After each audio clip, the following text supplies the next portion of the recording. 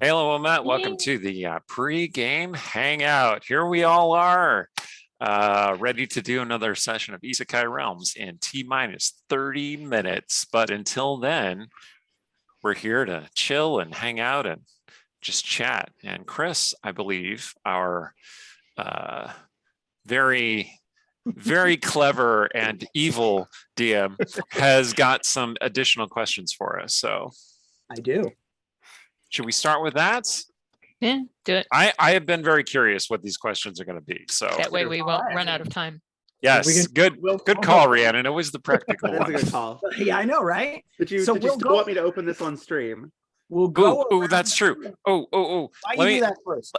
Let's have Allie do that first. Okay, because I'll be quick. So this All is right. Allie's birthday present that Yes. is from me and also from the Dungeon Scrawlers. So Indeed. anyway, So, one thing, it is dice. Lots of little individually wrapped dice, which is kind of adorable. But and I picked up the D20 not even on purpose. So excellent. It's nice. It keeps the other dice Ooh. fresh until you need them. oh, not only are they red and black, which is one of my favorite color combinations, but see if I can Ooh. get that on there. Pretty. Those are official Dungeon Scrawlers Norse Foundry dice. If you are Yeah. jealous and would like some Norse Foundry dice of your own, they are a sponsor of our stream, and this is a good way to get in touch. Oh yeah. So, but like I said, they're hefty. official Dungeon Scrawlers dice because Allie has been doing a lot for the Dungeon Scrawlers for years now and is one of the primary players on the Grey Mantle game, which is gearing up to be a pretty major part of 2023. So welcome to the team. Okay, that was a very belated welcome. She's obviously Thank been you. here since basically week 2. So, Yes. it's fine. But Well, now it's appreciated. now if you're going to roll dice because Chris is going to kill you if you fail, you can roll official Dungeon Scrawlers dice. Exactly. Go out in style. That makes the successes and failures so much more satisfying. I have a question on dice Hmm. philosophy, but I'll wait till after Chris's question. No, you Okay. can start with the dice philosophy question, actually. So I'm just for this game we're using old school rules, so low rolls are good instead of high rolls. So do you pull your dice? What a simple. Oh no, I'm sorry. Yeah, that's true. Not always. Yeah. Because they like to make it as complex as possible. But Oh, you sweet summer so- child. So do you Alright. pull your dice out of the dice jail, assuming that they were rolling horribly, and then now they're going to continue to roll low? Or is the fact that they rolled horribly mean that they're going to still roll horribly and it'll just switch, like karmically switch from high rolls to low rolls and still roll horribly? Which do you think is, They'll flip the polarity because they're cursed. yeah. So do you actually have a dice jail? Do I have a dice jail? Well, I have a section Do that you really? I have a section of my dice thing that I put my dice in when they've been bad. Yeah. He does have this dice tray container which has like Yeah, a shit. like a furrow around the outside, like a Move on, gutter camera where you swing can it, just yeah. store dice. Yeah, it's very cool.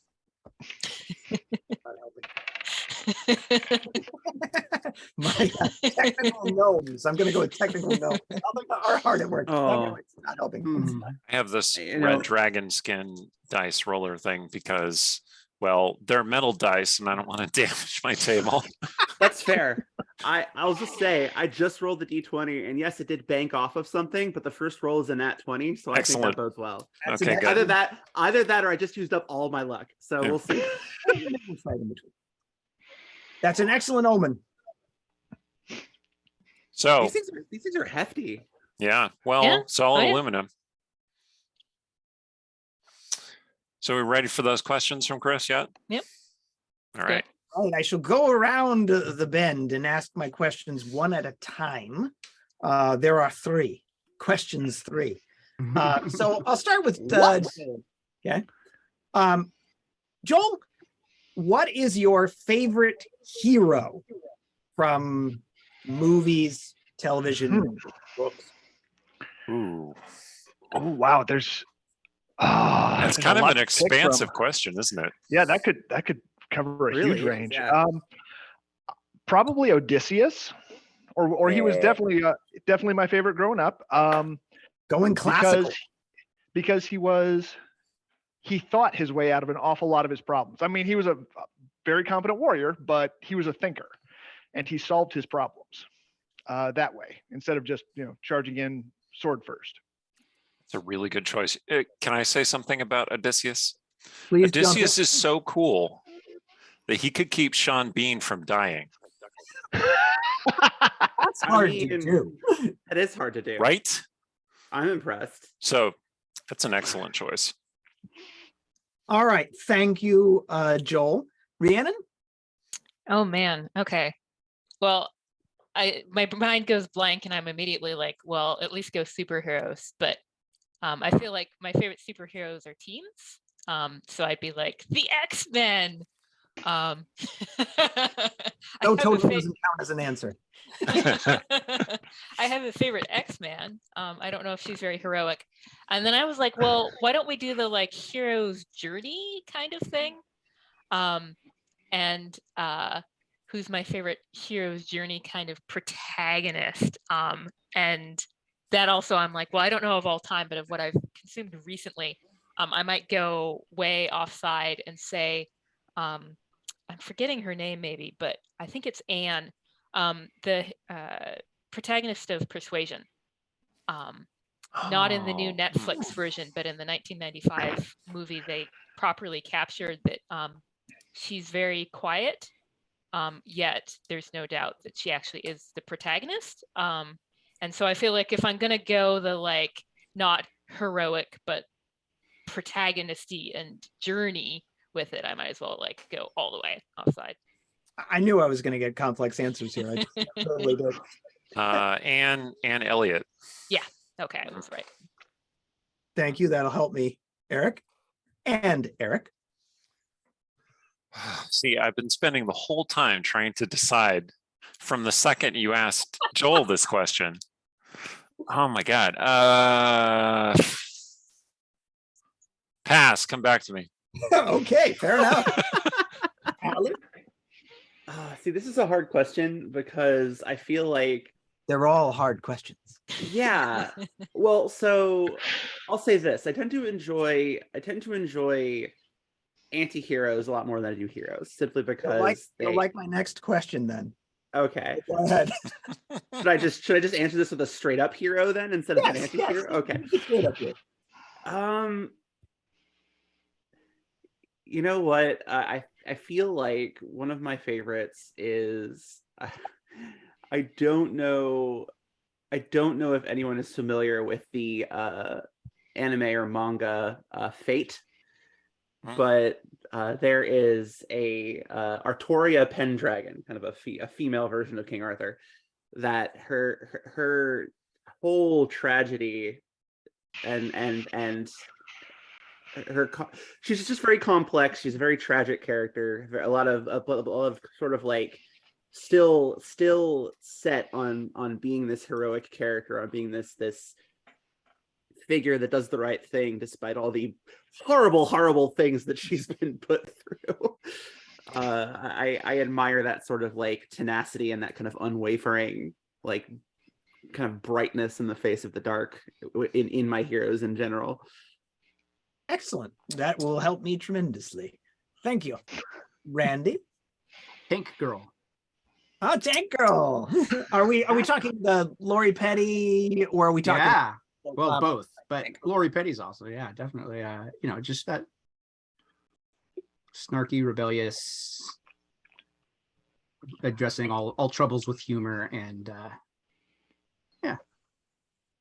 Excellent. That is entirely consistent with everything I know about you, Randy. And Eric? Right. I got my answer. Yeah. Cloud Strife from Okay, Final then. Fantasy VII. Because I played this game when I was 14, and that was when he first shows up, he is cool and detached and kind of grumpy and like a rebel against the world, like leave me alone, I got my own thing going on, way too cool for all of you, which for 14-year-old me was like perfect for what I wanted to be as a person.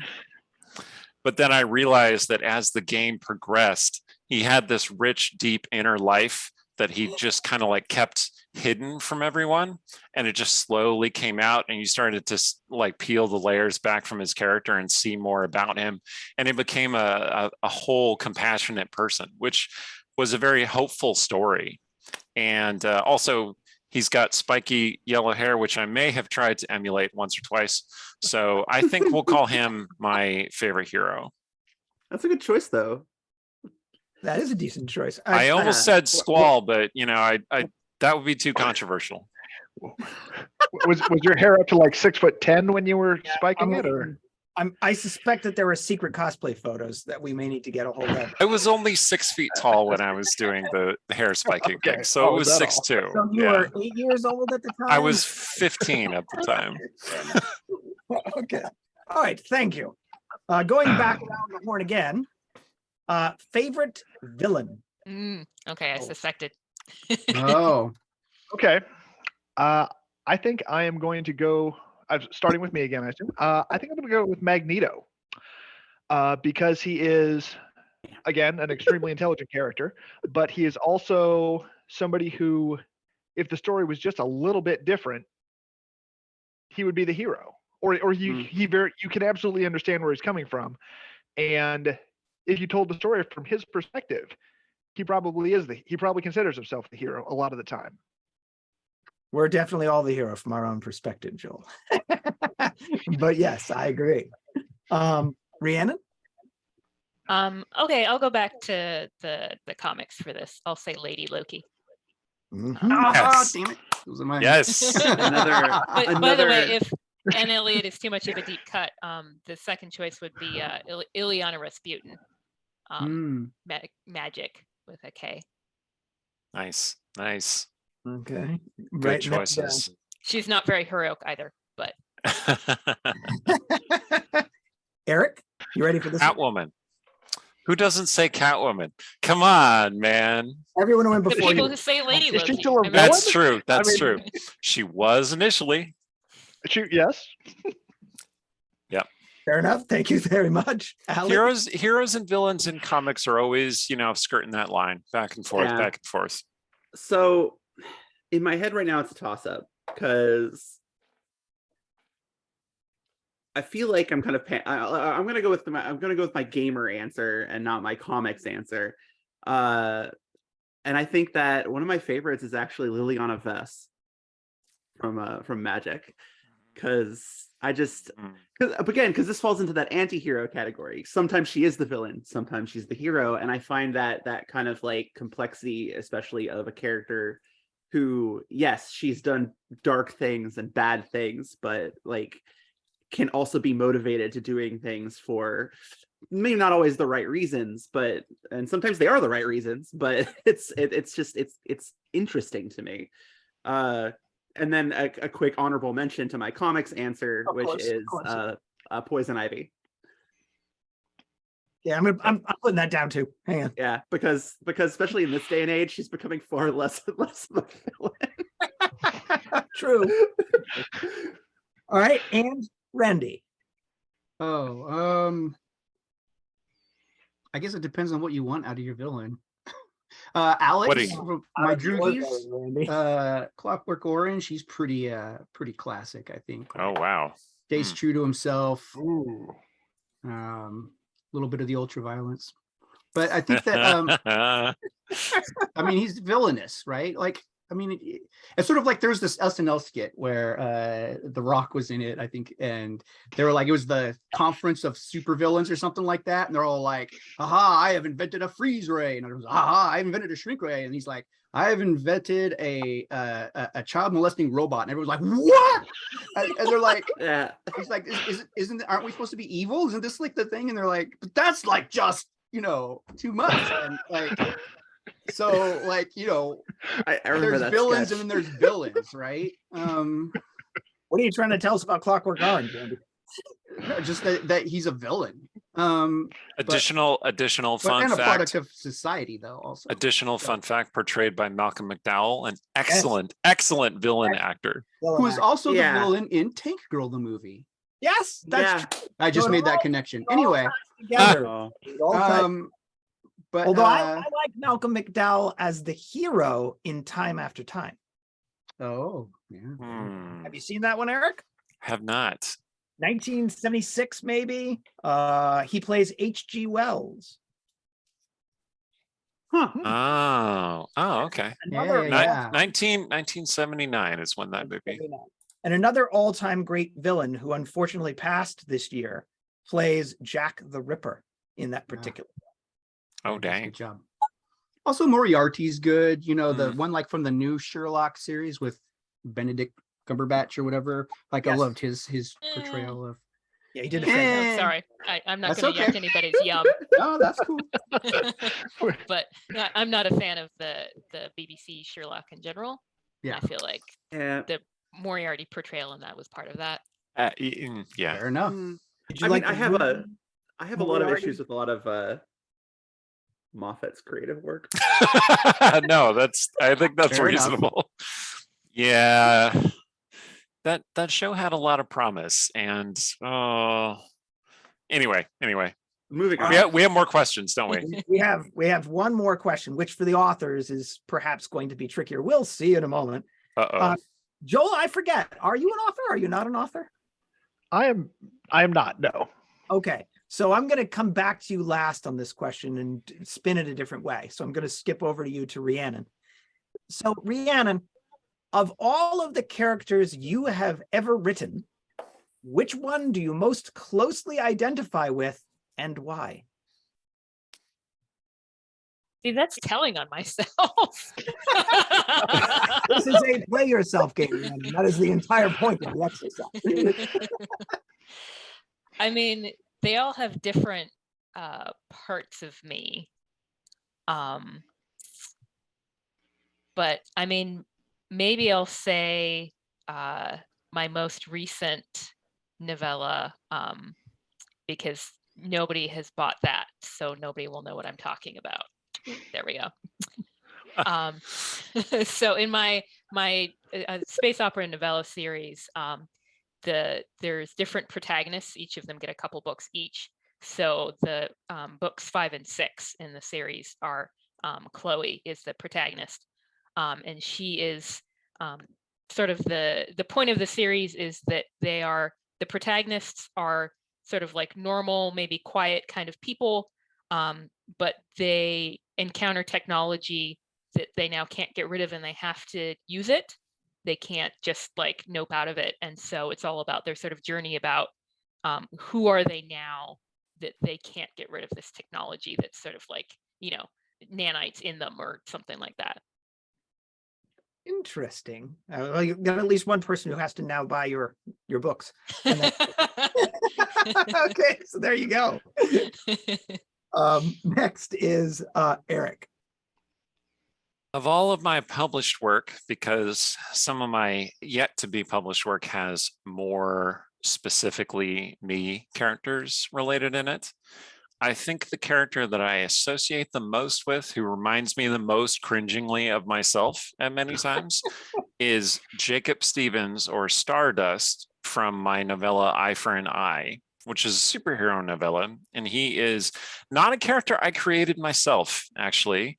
He is a borrowed character from Nate Crowder's Cobalt City world. And there's just something about the earnesty and the overwhelming optimism and the like lovability, I suppose, of this cinnamon roll of a character. He's like if Iron Man were a better person. I like how you just described a character that most resembles yourself as possessing a high degree of lovability. Yes. And a cinnamon roll. He's just so lovable. Yeah. Yes, but he, like, when I read it, when I write about him, I'm picturing myself, and I'm like, no, stop it. This is wrong. And yet, yeah, I don't know. I just really connect with that particular character, which might be why I've only written one novella about him and a couple of short stories in which he appears. Interesting. I don't know. I really like the character. I invested in a lot with myself. When the time is ripe, you'll have to tell us about the characters that better resemble you in upcoming published work. Okay. Alex? Well, oh man, this is going to be interesting. So if we're limiting it, words are hard. It's almost like anyway. If we're limiting it to published work, then I think, I mean, it's a bit of a toss-up because I've only had a few of the published short stories so far. But I think out of all the characters in those,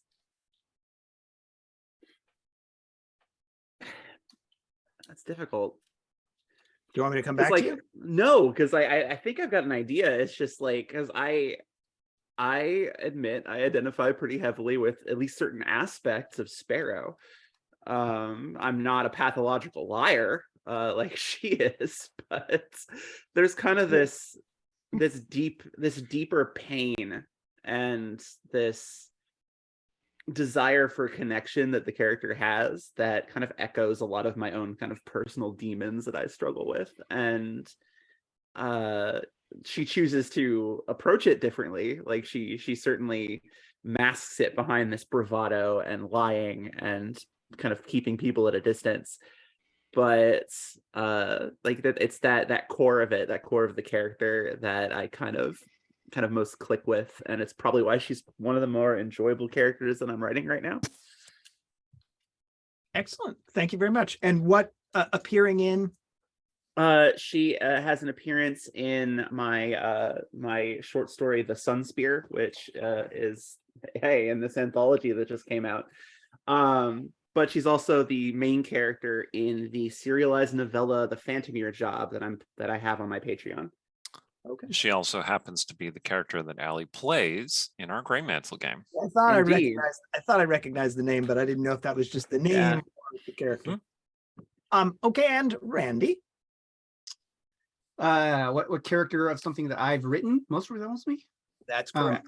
Oh, well, I mean, the obvious answer would be Finn from Yes. the Finn Fantasy trilogy, because Called it. basically Yep. me with magic. And Yeah, you know, yeah, basically. he quotes a lot of, you know, he's constantly cracking jokes, and that's his, you know, that's his coping and defense mechanism. And he's constantly making 80s references and stuff like that. But Huge 80s nerd. yeah, he's Yes, I can relate. Yeah. yeah, but I mean, unpublished, and then, you know, I'm working on my Rogar novel. So Rogar as a character, you know, explores my issues with journey of identity and my issues with religion. But yeah. Okay, thank you very much. And so, Mhm. Joel, I'm coming back to you, and you get a broader answer, but perhaps shallower answer. And that is, which character in movies, films, books, etc. Jeez. you most closely identify with? So you get Mm, to, but you didn't create this character, you're just identifying with it. Wow, that is an incredibly broad question. So, well, actually, it is very much not ready to show anybody yet, but I'm trying to write a short story, actually. yes. There you go. I've been listening to writing about dragons and shit. Nice. And they got me started. So it is. One of So No, May- don't do it. once you start down the dark path, wherever will it will go? always dominate your destiny.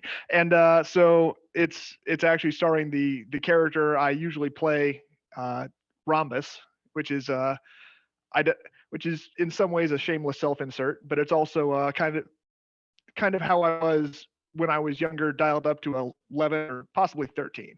So yeah, that's if this ever sees the light of day, that's the character I identify Nice. with. 'Cause it's, You will at that point have to tell us more, of course. Yeah. yeah, sure. Well, at that point, you'll have to read it. So I've got an excuse to. You're already got an learning. excuse to force my Nice. writings on you now. Like, Yeah, here, he's you asked already for learned it. the marketing part of it. Yeah. Yeah. All right, so here's my question to all of you. Do you want to hear the DM's answers? Yeah. Sure. Okay. So, favorite hero, Raceland Majir. Uh-huh.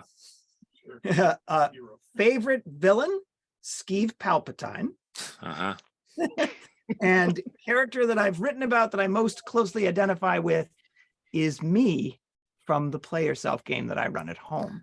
That character's name is Chris the Gray.